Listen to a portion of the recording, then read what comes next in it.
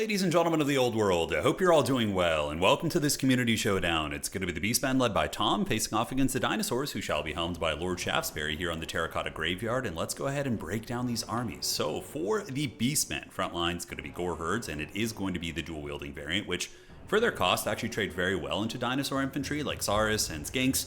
But of course they don't have shields, so they're going to be very vulnerable against some of the light arms fire that these Skinks can throw their way. So we do have a battle line of Gore Herds with some chaff units in the front, Ungor Spearman Herds. In the back, the classic Ungor Raiders, and yes, they certainly don't have the most AP values, actually 1 AP value, but 1 damage is 1 damage, as I always say, $20 is $20 here. So you get these guys, you have them sit on a big target, and if there's 120 of them firing, doing 1 damage a pop, whatever, it can add up. So aside from that, we do have the dreaded Chimera, the regular one. In a couple of the tournaments I've been hosting, at least, we've been banning the ROR one. So the regular Chimera is still very strong, has its breath attacks, hits hard, and against dinosaurs gives you a little bit of a tool to fight against their big threats. And the breath attack, again, is really good against like Saurus and troops like that.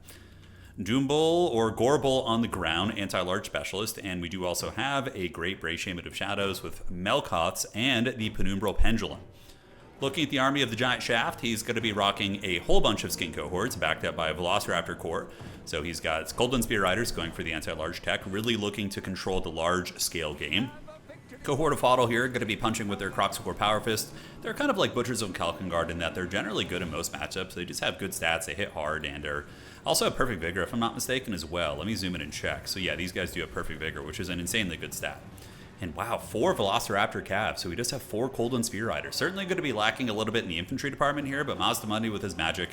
And those cav can still do okay against big threats, but screening them out here for Tom, just using some Ungor Spears to screen them out is going to be very cost effective. And a Chimera going in against them unsupported, I think that must have been a misclick, or he forgot he clicked that.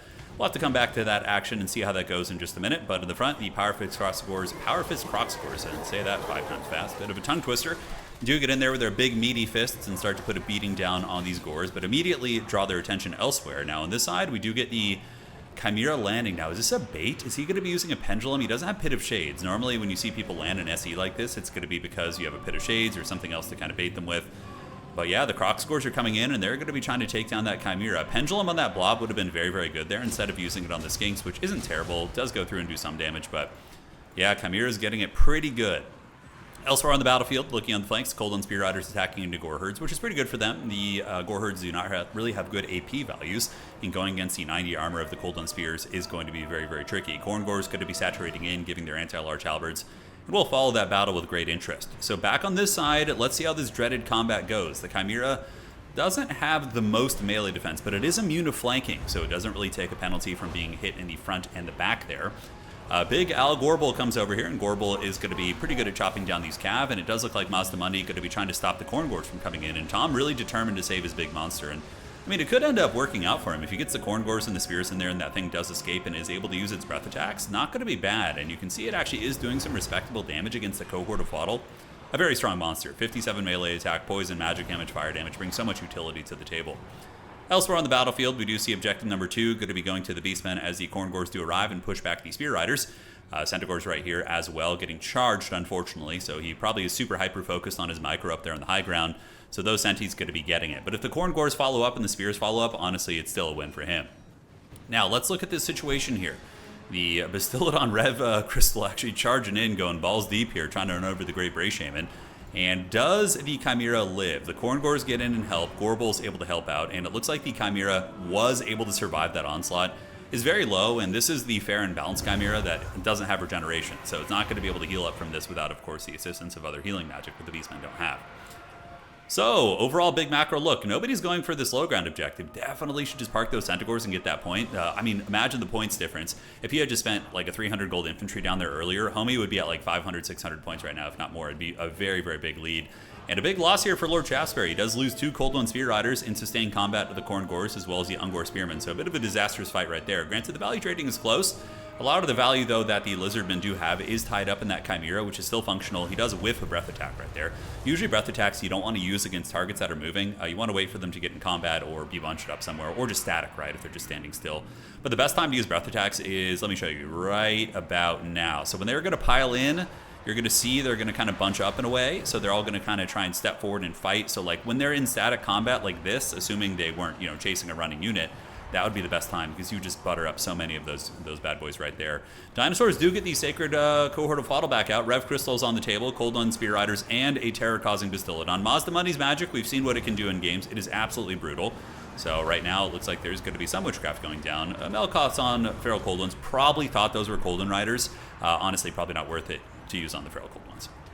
Yeah, Beastmen complete dominance on the low ground, able to get Objective 2 and Objective 3, and they do have the Lizardmen triple stuffed right now, so those guys are pushed back right now. The Bray Shaman just running about with his Chimera, which is just happy to be here, really, after that near-death experience earlier, but yeah, like, of course, he made a mistake chasing into the Cold One Spear Riders. He did capitalize well going back there and salvaging that situation right there. But yeah, you can also do that with SEs against like Spear Rider-centric units. Send them in, let them blob up around them, cast like a Pit of Shades and a big explosive ability. It can be very, very game-changing for sure. All right, so Dinosaur's getting a little bit of momentum back here, guys. We do see the Rev Crystal fighting with the boys, the Feral Cold Ones, and the big Power Fist Croxagores really standing the test of time, as the Dinosaurs going to be calling in Skink Cohorts and Feral Cold Ones, and it does kind of look like the Beastmen are getting a little bit of a momentum loss up here on the high ground. Now, one thing to remember is the Dinosaurs do have healing. They have Apotheosis, I think, I would assume on Mazdamundi, yes, and a Rev Crystal, so even though the value says it's close, Shaftesbury is probably up by like 700 or 800, and feeling pretty cozy there. Good breath attack from the Chimera that time, able to get the Red Crested Skink kind of down the side right there, take down about 15-20% of their HP. As the high ground objective is going to be going to Shaftesbury. So now what you would want to do as the Beastmen is make sure you can start spamming out Corngors and start saturating Objective 2 a little bit, because eventually there's going to be a Steamroller coming down, and a lot of that Steamroller is going to be Feral Cold Ones, Cold One Knights, or Cold One Riders, as well as the Cohort of Fodder here. So you want to be ready for all those big threats. Bray Shaman here getting nibbled on a little bit. He is confident, but surrounded by Velociraptors that do have almost 50 weapon strength apiece. Certainly, Tom is going to need to get those Ungor Spearmen in here to try and save his lord from getting karate chopped. If that Bray Shaman goes, Beastmen are a pretty low leadership faction. I mean, 54 base on these guys, 49 at the moment. A little bit tricky. So here comes some Haggard Spears saturating in, trying to keep the fight up here on Objective 1. If he can keep, of course, the Lizards from rotating to the other sides, it's going to be pretty big. Granted, the Dinosaurs in the fourth quarter are one of the better factions at stealing objectives. They can spam out waves and waves of little gremlin units, like 300 gold, Skink Cohorts with 5 capture weight, 48 movement speed. It's so damn good at grabbing objectives on distant sides of the map. And the Beastmen can respond with Centaurs. That would be your answer. Call in Centis to just run them over and keep them honest here. But we do see the Bray Shaman kind of getting wrecked a little bit. Net of Amatoc active, and the Power Fist Croxagores of Lord Shaftesbury now going to be surging in and punching some of these cows.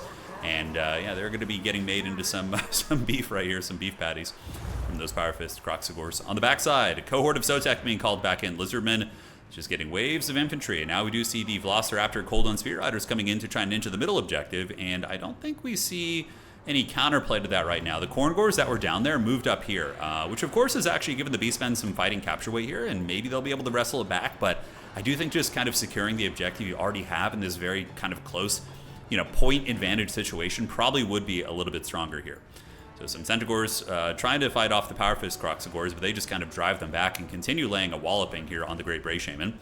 And yeah, look at that one right there. This guy's the real Chad. He's just going at it, dude. He didn't hear no bell. Being surrounded by like 30 Centaurs and just Hulk smashing them. Super, super cool. Lizardmen, the Nikai moment on stream the other night where Nikai took down Boris Ursus in that like duel was like one of the most epic. Oh man, Nikai is such a cool character.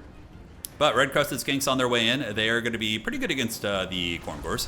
Ruination of Cities active. Despite the spell resist, the Corngors still take a lot of damage, and the Cohort of Sotek, is it going to be able to save the capture weight here for the Dinos? Still in the favor of the Beastmen. The Beastmen do have Centis as well as a full infantry unit here, and it does look like the Cohort of Fodder finally going to be taken offline after getting about 2,000 value. And the Beastmen actually push off the Cold One Riders. Oh, did he get it? He did get it. Okay, so the Lizardmen did get that objective, but the Beastmen do flip this high ground objective back, so the Beastmen kind of bouncing between the 2 points and keeping the Lizardmen on the back foot. But value trading, Lord Shaftesbury is definitely ahead. Beastmen are just kind of running interference and trying to buy as much time as they can. I wonder what they're going to be doing in terms of point pressure. Centaur's Throwing Axe is a great choice. Centis with Throwing Axes are really good against any of these armored mobile Lizardmen pieces. They can just kind of kite them, provide 4 capture weight, and do some good deeps. The Dinos now flipping this objective back, taking it away from the Beastmen. The Cohort of Sotek has piled in, 70 models remaining. Mazdamundi looks like he's just kind of standing there, looking cool and flashy. And Chameleon Stalkers also on their way in for quick Vanguard capture weight. Not that they're the most cost-effective trading unit, but their precursor ammo can do some decent work. So Beastmen, Centaurs are Throwing Axes, kiting the Feral Cold Ones down here. Going to be trying to reclaim objective 2 as it looks like the high ground is a little bit dodgy, and it does go to the dinosaurs. So the dinosaurs do get this one, and now they have a double cap on the board. Obviously, a triple cap is going to be super necessary here, but this is what I'm talking about. This is really good, too, because these guys have stock. So Lord Shaftesbury is able to call them in, and his opponent won't know that they're coming. I mean, if you're paying really close attention, you can see the summoning animation, which I think is something CA should actually change. I don't think you should be able to see when they summon a stalking unit, assuming its conditions for being invisible are being met. But in this case, it does still surprise his opponent. Chameleon Stalkers get there. 5 capture weights start to get it done. However, the Beastmen do manage to flip the middle objective, again, making it very, very sketchy here for the Shaft. All right, so what is the Bray Herd going to be doing now? The Bray Shaman lives, and it looks like he is running currently to the edge of the map there, so he's going off into the Shadow Realm. Looking at this point, Lizardmen have it on lock more or less with the cohort of Sotek, Mazdamundi, the Cannot Die, Refuse to Die trait being popped here, with some Feral Cold Ones. Middle objective owned by the Beastmen, and this Ninja Cap down here is very, very good. I think this is a brilliant play, and honestly, the kind of play that can win games. What's the response going to be? We got Ungor Spearmen coming in. They only have 2 capture weight. They're an expendable unit, and the Chameleon Stalkers are going to obliterate them in combat. It won't even be close. I mean, they have a lot of HP difference. You know, the Ungors have quite a bit more, but yeah, the stat line difference, pretty big favor for the Chameleon Stalkers, who do also have 20% Fizz Res, which is very, very nice. Oh, but you better capture that objective, man. Don't move off that. That would be a freaking disaster and a half. All right, high ground, owned by dinosaurs. I do not know what this Bray Shaman is.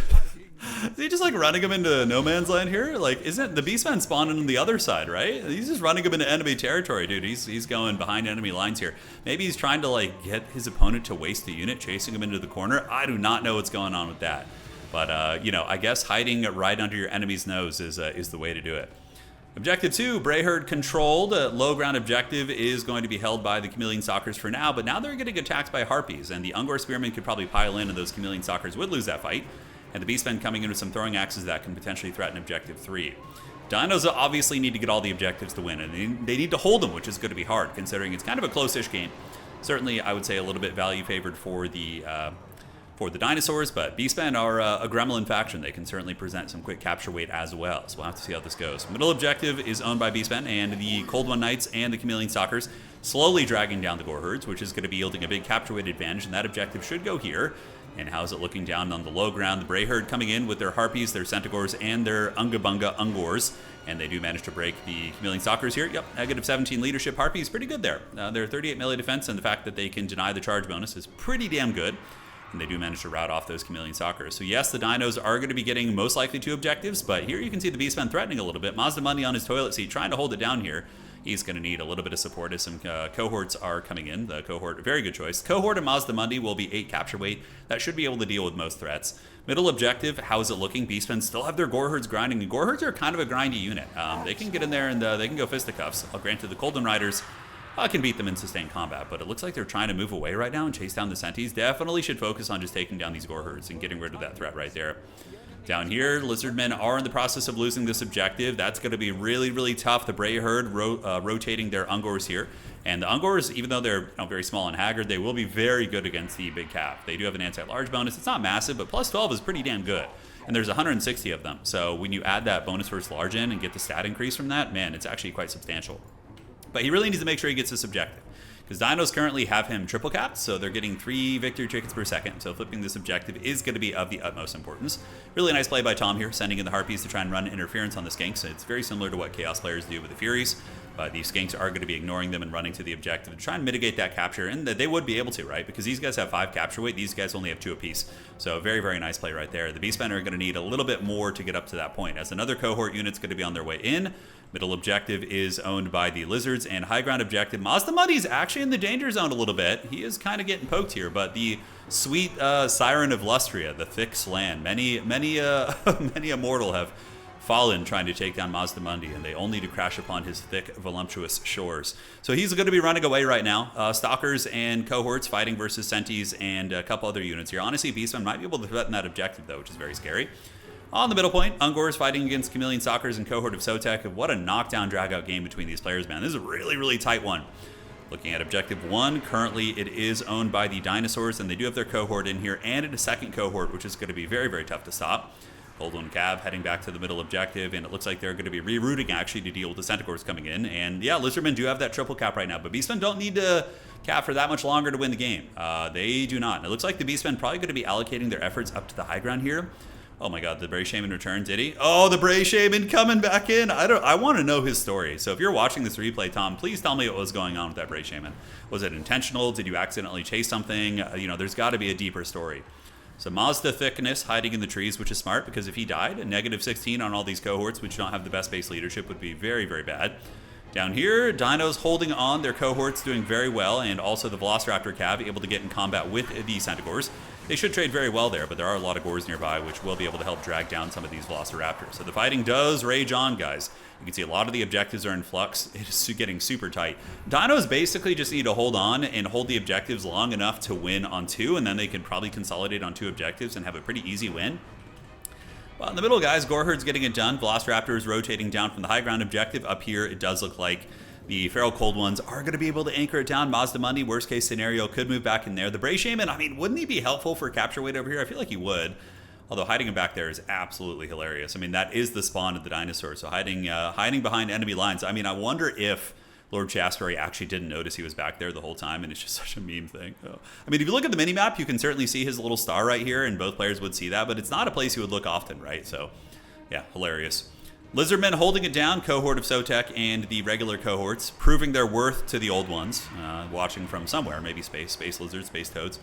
Cold One Spear Riders clearing off the middle, so Dinos are going to be securing that one. And right here, guys, we do see the Beastmen finally fold that objective. We talked about that, the Ungor Raiders and the Centaurs able to get the momentum they need. But I think as it currently stands, the Lizardmen would win on just 2.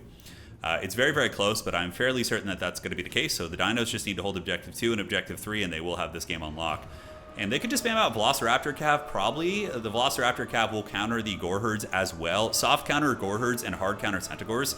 But yeah, Cohort of Sotek is a great choice too. Unbreakable, they're going to be able to hold all frickin' day, providing 5 capture weight using their Refuse to Die, which is going to maintain their capture weight as well. So very, very brilliant stuff. All right, low ground, the Beastmen are going to be defeated, folded up by the legions of the Cold-Blooded. The Velociraptors getting in there and ripping and tearing with their Cudgel Cav. Are these the Cudgel variant? They are. Okay, so more of a generalist. But even still, they'll be able to defeat the Senties. The Senties don't really have good AP. They can't really get through the 90 armor super effectively. So now the Dinos need to find a way to hold the middle. If the Beastmen are able to flip this one soon, it is going to be very, very dodgy here. Here they come, and the Beastmen are on their way down. That's going to be 4 capture weight plus 5, and yeah, there's nothing here. Mazda Mundi might need to get his booty over on Objective 2, man. He cannot afford to have that one be flipping right now. All right, so macro look at the battlefield, guys. Let's go ahead and break it down. As it currently stands, Tom getting 1 victory ticket, only from the high ground objective. Shaftesbury getting 2, which is what he's going to need to catch up. And you can see he's rapidly catching up with his opponent right here. As at this point, very firmly in the control of the dinosaurs. You're going to need to get all those cav units and head to the middle right now to try and get that. Chameleon Stalker is actually coming in the high ground here. Might be able to break through these Ungors. Mazda Mundi hiding in the trees, playing it very safe. Chameleon Stalkers are breaking through these 2 Ungor units, and it looks like they are going to break them with the precursor ammo. And the cohort of Sotek able to get there, but the Beastmen managed to flip the objective, guys. Tom getting it done here.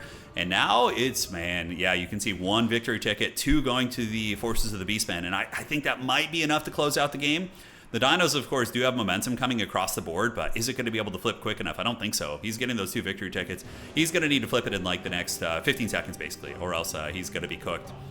And we do see, unless, I mean, of course, he threatens the triple cap. If he can get the triple cap, then it doesn't matter. He's going to be able to close his opponent out here. Cohort maybe thinking about heading to the high ground. This one is in flux, and here comes the Velociraptor Cav. Cohort of Sotek kind of getting bashed up by the anti-infantry Goreherds, which is to be expected, and Cohort's coming in, but it does look like it's going to be a victory for the Beastmen. Super, super tight game. Very, very back and forth this one was. Certainly had a good time seeing some of the play in action. Mazda Mundi now rolling in dirty to try and help out in the 4th quarter. This objective is flipping. This one is flipping as well, but not quick enough for the Dinos to get the game. A nice rally by the Beastmen there at the end. Kind of looked like they were in trouble, but then they got that big momentum shift, and I want to know about the adventures of this mighty wandering Bray Shaman. That is certainly my big question. But yeah, obviously big blunder with the Chimera in the beginning, but he still managed to escape and squeeze 1,000 value. I feel like the Gore Infantry were the big MVPs. Because they chop up those skinks, and they really chop up, like, just, yeah, any Lizardman infantry, really, except Temple Guard. Yeah, look at the value. 1,200 right here, 700, 1,400, 1,000, 800. I mean, that's amazing on those infantry. Really good. Corngore is also awesome in this matchup. They're very, very good. And the rest of the build was pretty standard stuff. The Lore Magic, Pendulum, yeah, Pendulum's good there. Melkos is good there. You know, both viable choices. And Mazda Mundi, you know, 1,200 value on him. Velociraptor Cav did good. Cohort of Waddle, absolute pimps. They really held it down. And yeah, do you feel like they could have done with maybe some more stalwart infantry, but it's hard to say. I mean, maybe more Croxagore presence. Salamanders in reserve as well. Overall, just a great game, man. I don't know the Lizardmen very well, nor the Beastmen, so I'm not one to give the most advice on those. Anyways, guys, GG, well played. See you guys around. Take care of yourselves, and thank you to Tom and Shaftesbury for sending in the replay. Cheers.